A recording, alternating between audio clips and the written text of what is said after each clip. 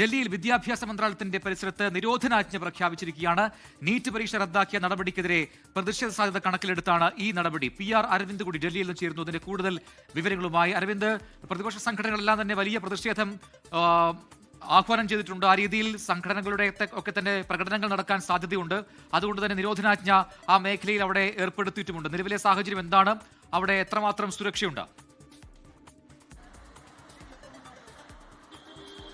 NEET UG പരീക്ഷ റദ്ദാക്കിയതുമായി ബന്ധപ്പെട്ട് വലിയ പ്രതിഷേധത്തിലാണ് പ്രതിപക്ഷ പാർട്ടികളുടെ വിദ്യാർത്ഥി സംഘടനകൾ അടക്കം തയ്യാറാകുന്നത്. നമ്മളിപ്പോൾ നിൽക്കുന്നത് ഡൽഹിയിലെ വിദ്യാഭ്യാസ മന്ത്രാലയത്തിന് മുന്നിലാണ്. കനത്ത സുരക്ഷയാണ് ഈ മേഖലയിൽ ഏർപ്പെടുത്തിയിരിക്കുന്നത്. നിരോധനാജ്ഞ അടക്കം ഈ മേഖലയിൽ നടപ്പിലാക്കിയിട്ടുണ്ട്. ഒരു തരത്തിലുമുള്ള പ്രതിഷേധം അനുവദിക്കില്ല എന്നതാണ് ഇവിടെ ഇപ്പോൾ വ്യക്തമാക്കിയിരിക്കുന്നത്. ഡൽഹി പോലീസ് ഉണ്ട്. അതോടൊപ്പം തന്നെ ഡൽഹി പോലീസിന്റെ അർദ്ധസൈനിക വിഭാഗങ്ങളും അതുപോലെ തന്നെ മറ്റു വിഭാഗങ്ങളടക്കം ഇവിടേക്ക് എത്തിയിട്ടുണ്ട്. നമ്മൾ ഇവിടെ കാണാം, ഇപ്പോൾ ഇവിടെ ഒട്ടിച്ചിരിക്കുന്ന പോസ്റ്റർ കാണാം. ഇവിടെയുള്ള അല്ലെങ്കിൽ യാതൊരു വിധത്തിലുമുള്ള പ്രതിഷേധങ്ങളോ അല്ലെങ്കിൽ പ്രകടനങ്ങളോ അനുവദിക്കില്ല എന്നതാണ് ഡൽഹി പോലീസിന്റെ ഒരു ഉത്തരവ് ഇവിടെ സ്ഥാപിച്ചിട്ടുണ്ട്. ഡെപ്യൂട്ടി കമ്മീഷണർ ഓഫ് പോലീസിന്റെ ഉത്തരവാണ് ഇവിടെ സ്ഥാപിച്ചിരിക്കുന്നത്. നമുക്കറിയാം, നീറ്റ് UGയുമായി ബന്ധപ്പെട്ട് വലിയ രീതിയിലുള്ള പ്രതിഷേധത്തിന് തന്നെയാണ് ഇപ്പോൾ വിദ്യാർത്ഥി സംഘടനകൾ തയ്യാറെടുക്കുന്നത്. കാരണം ഇതൊരു ആദ്യ സംഭവമല്ല. മുൻകാലങ്ങളിലും സമാനമായ രീതിയിലുള്ള ചോദ്യപേപ്പർ ചോർച്ചകൾ നടക്കുകയും അത് വിദ്യാർത്ഥികളുടെ ഭാവി അടക്കം വലിയ രീതിയിൽ പ്രതിസന്ധിയിലാക്കുന്ന ഒരു നിലപാടിലേക്ക് പോയിരുന്നു. പക്ഷേ അന്നൊന്നും യഥാർത്ഥ നടപടികളിലേക്ക് അടക്കം കേന്ദ്ര സർക്കാർ പോയിരുന്നില്ല എന്നതാണ് വിദ്യാർത്ഥി സംഘടനകൾ അടക്കം വിമർശിക്കുന്നത്. നേരത്തെ രാഹുൽ ഗാന്ധി അടക്കം ഈ വിഷയത്തിൽ കടുത്ത വിമർശനം കേന്ദ്ര സർക്കാരിനെതിരെ ഉയർത്തിയിരുന്നു. കാരണം കേന്ദ്ര സർക്കാരിന്റെ ഒരു അനാസ്ഥയാണ്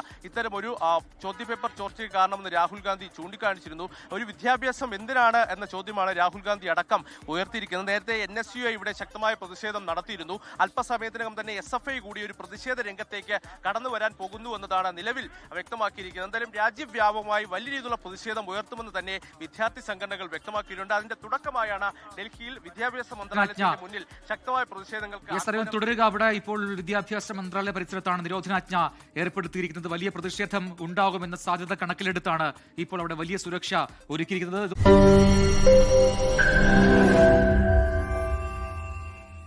ലോകത്തെവിടെയായാലും ഏത് സമയത്തും 24 വാർത്തകളും ഓഗ്മെന്റഡ് റിയാലിറ്റി പാക്കേജുകളും എക്സ്പ്ലെയിനറുകളും വിശദമായി കാണാൻ ഞങ്ങളുടെ YouTube ചാനൽ നിങ്ങൾക്ക് സബ്സ്ക്രൈബ് ചെയ്യാം.